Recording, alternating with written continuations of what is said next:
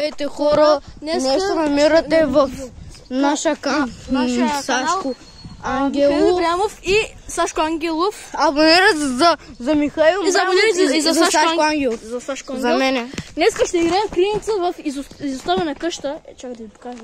Изоставена къща. Тук ще играем криница. Давай да влизаме. Да. Ние напрот да влизаме. Можеш само да. Така. Тук сме. Вижте какво има.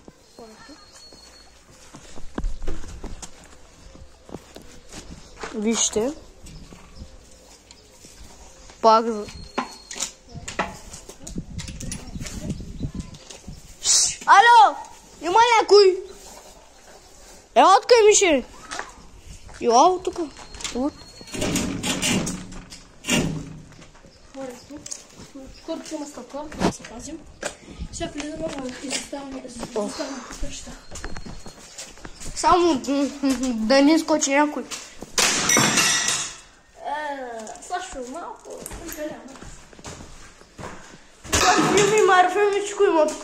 Хора, вижте парфюми, шешето за ухо. Тук някой е спал и ял.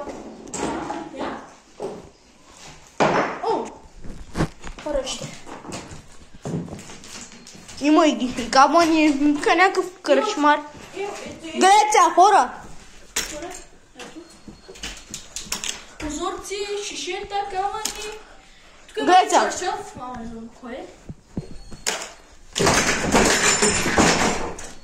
Събори. Ела. Знаеш, това е тук някой някой тук е пренощува, тук е някой спала. Ето ги везем тук. Хора, искате ли Мишо да го щупи ли този прозорец? Да. Ти знаеш, че има и долен етаж, ще ме Да, бавим. знам. Хайде, чуй. Ела, дай малко да ги щупи. Дръгна се. Снимай моя луд. Ясно. Хора, вижте, Сашо, малко е луд. Чупи прозорци. Сашо, не е хубаво. О, има ключ! Има кухна. Хора, има ключ. Това не съм го забелязал. А няма да го заблежиш. Мога да сега то сгоре не ще щупя. С ръка майка му. Хора. Сашо. О. Няма да видят.